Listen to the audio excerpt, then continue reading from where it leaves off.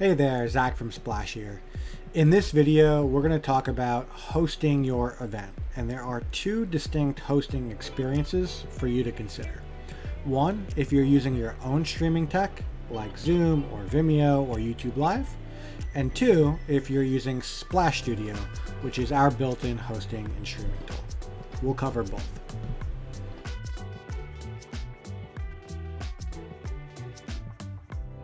So here's how it works. Hosts and speakers will use their streaming tools, like Zoom, to go live and host the event. The key here, this hosting takes place completely outside of Splash. On the other hand, attendees join your event and attend your session using their virtual event URL. So while the hosting experience is taking place outside of Splash, the full guest experience is of course happening in Splash and the virtual sessions live stream interface. And number three, we recommend that each session you have corresponds to a separate event in your streaming platform. So if you have 4 sessions set up using Zoom, you'll have 4 separate Zoom webinars and therefore 4 separate hosting environments for your hosting teams. This helps eliminate room for error if some of the sessions run longer than expected, and it will allow you to record each session cleanly. Okay, let's talk about hosting in Splash Studio now. And the biggest difference is going to be number 1. Hosts and speakers will use Splash Studio to go live for each session and host the event for each session. This means that the full hosting experience is taking place now in Splash, not an external system. Number 2, same as always. Attendees join your event and attend sessions using their virtual event URL. So this part is really unchanged. The only difference is the streaming tech that's being used to join and attend the session. Splash Studio instead of a platform like Zoom or Vimeo or YouTube Live. And number 3, each session will have its own Splash Studio hosting link and presenter codes. So this is going to keep the hosting team really organized, and it's going to make it really easy to retrieve your session recordings post-event.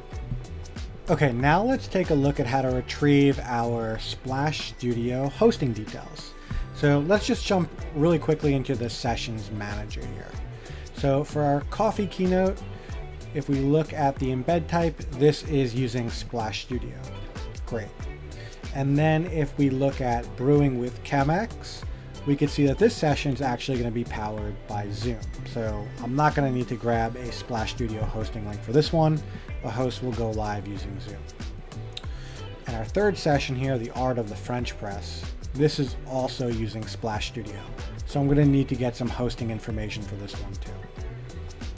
So my next step would be to go into the virtual event page. And within virtual event page, there's a hosting link button up top.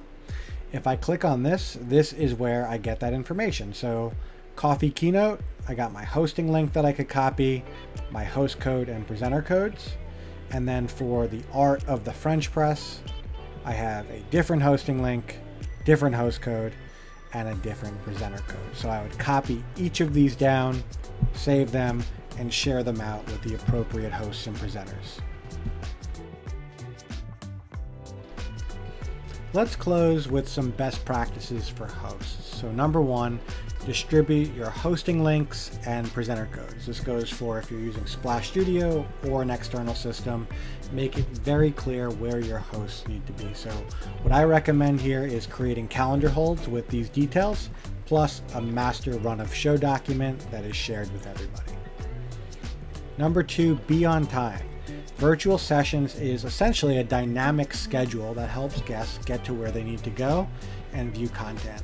Schedules work best when they're operating in a timely manner. So keep in mind, guests can join upcoming sessions 2 minutes before their start times. And number 3, communication with your audience is key. It's helpful for all hosts to instruct guests when sessions are starting and how to join them, which is done by scrolling down and choosing a session from the lineup. As a final word, if you're going to be hosting any of your virtual sessions using Splash Studio, and we hope you are, I highly recommend you check out our online course so you can really get a deep dive on what it's like to go into the green room, go live, and host a great session. Check it out. Hello everyone, live from New York. It's our Splash Studio webinar. Please help me welcome my co-host for today, the infamous Zach Napolitano. Hi Zach, how are you doing?